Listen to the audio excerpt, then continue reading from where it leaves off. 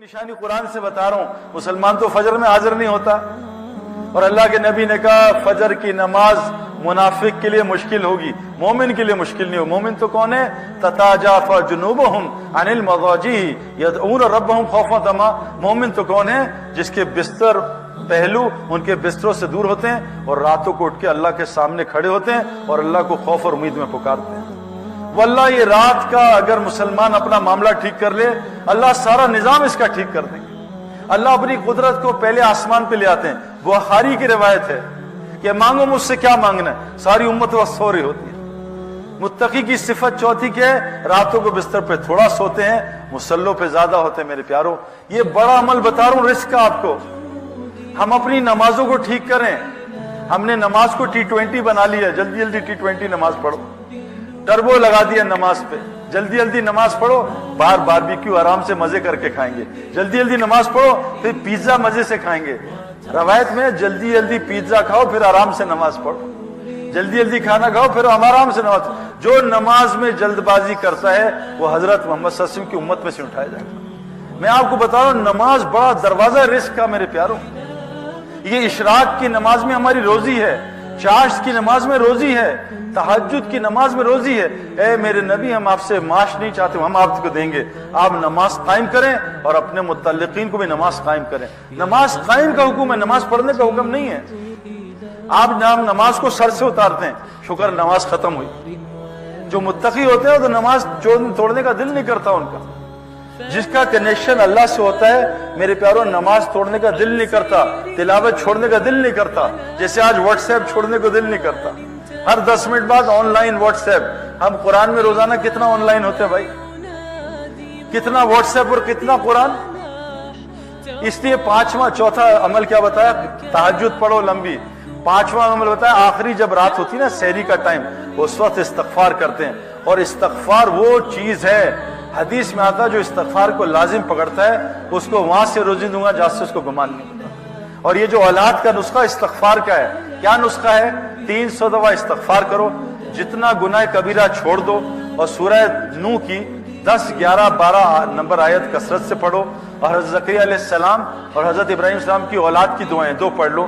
یہ چند مہینے کر لو بے اولاد کو۔ ایک آدمی کو میں نے بتایا 17 سال بعد اللہ نے اولاد دی۔ ایک امریکن کپل، گجراتی انڈیا کا، میں نے امریکہ میں جا کے بتایا 11 سال اولاد نہیں تھی، 1.5 سال بعد اللہ نے اس کو جڑواں بچے دیا۔ استغفار سے اللہ ہر مسئلہ حل کر دے گا۔ تو کہا یہ متقی سحری میں استغفار کرتے ہیں۔ اور چھٹی چیز پھر بتائی، ہر ساحل اور محروم کو عطا کرتے ہیں۔ اس کے نیچے اللہ نے کہا آیت، ان 3 عمل کے نیچے بتایا، اور فی السماء رزقکم وما توعدون، تمہارا رزق اعمال کے ساتھ جڑا ہے، اس کے ساتھ نیچے نہیں جڑا۔ میرے پیارے دوستوں، دعوت کا کام چھوڑنے کی وجہ سے ہمارا ایمان خراب ہوا، اور جہاں رزق ہے وہاں ہمیں نظر نہیں آ رہا۔ اس کے لیے تبلیغ والے کہہ رہے ہیں بھائی اس دعوت کے کام کو واپس کر۔ میرے پیاروں، گزارش میری آپ سے ہے، ہم سے سب سے بڑا مسئلہ ہوا، ہم سے دعوت کا کام شیطان نے چھین لیا۔ جو مسلمان دعوت نہیں دے گا، یہ سارا دن نفس اور شیطان اس کو دعوت دے گا۔ یہ دعوت 3 دن رہنا، یہ کوئی سنت نہیں ہے، یہ چلا لگانا کوئی وہ حدیث سے ثابت نہیں ہے۔ یہ تو مسلمان کو دائی بنانے کی محنت ہے، یہ ایک طریقہ کار ہے کہ مسلمان اس محنت پہ آ جائے۔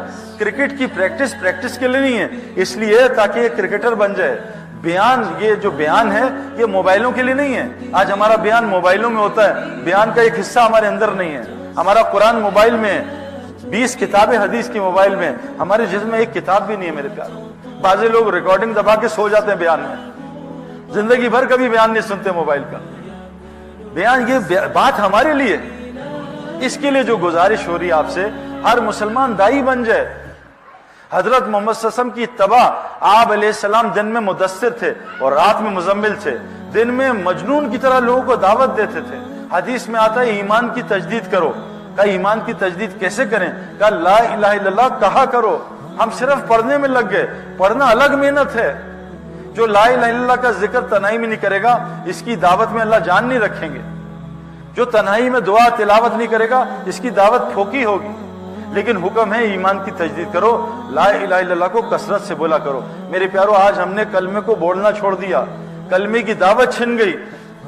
یہ اتنا بڑا عمل ہے. قرآن کہہ رہا ہے وَمَنْ أَحْسَنُ قَوْلًا مِّمَّنْ دَعَا إِلَى اللَّهِ, سب سے آسان عمل لوگوں کو اللہ کی طرف بلانا. اللہ فرما رہے ہیں وَاللَّهُ يَدْعُو إِلَى دَارِ السَّلَامِ, اللہ کہہ رہے ہیں میں بھی داعی ہوں.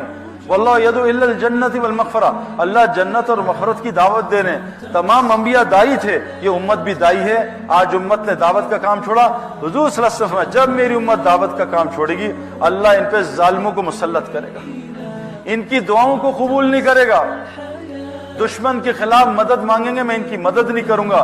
قرآن وحی ہے برکت, میں ان کو قرآن وحی کی برکت سے محروم کر دوں گا. آج مسلمانوں کو قرآن سے کوئی فائدہ نہیں ہو رہا.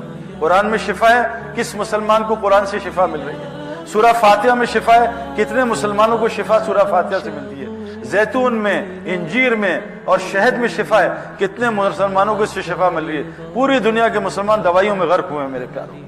لیکن شفا کس کے لیے؟ مومن کے لیے. مومن بننے کی یہ محنت ہے. اس کے لیے آپ سے گزارش کر رہے ہیں, چند گزارشات میں آخری آپ سے کر رہا ہوں میرے پیاروں. چلا 4 مہینے 3 دن بعد کی بات ہے.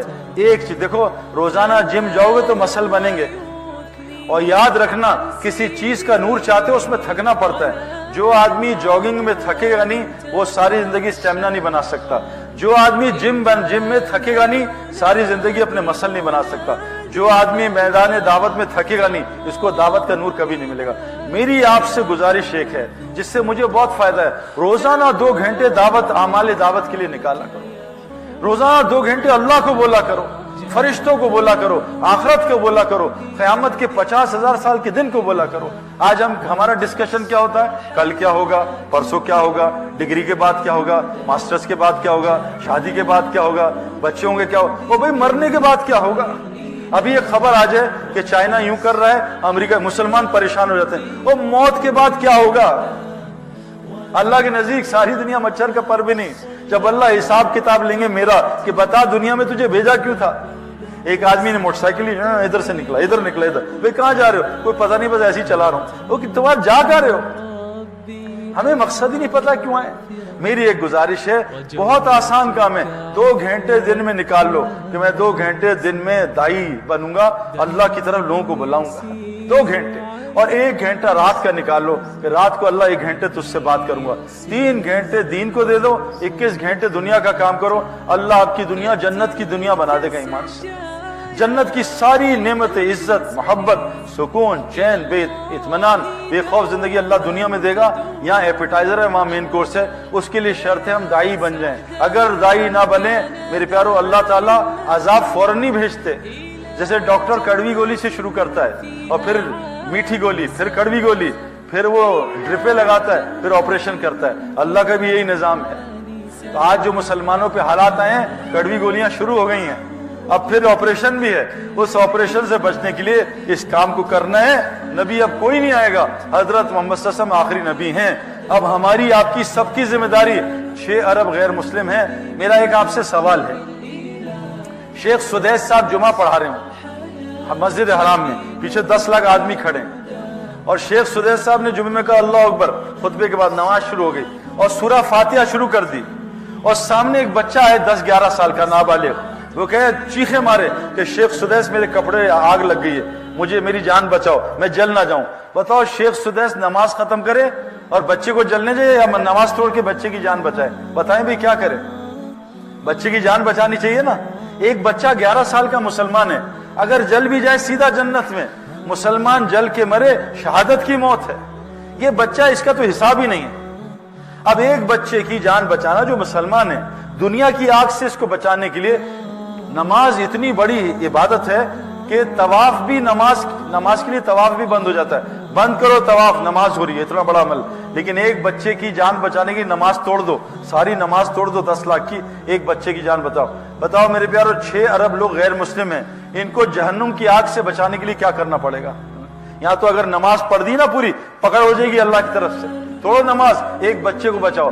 6 ارب لوگ جہنم کی آگ میں, روزانہ 2 لاکھ جا رہے ہیں, مسلمان کو کوئی فرق ہی نہیں پڑ رہا. بتاؤ ہم بچ جائیں گے؟ میری مسجد میں ایک بچہ آیا 1.5 سال کا, چھوٹا بچہ, رینگتا ہوا آیا دروازے سے.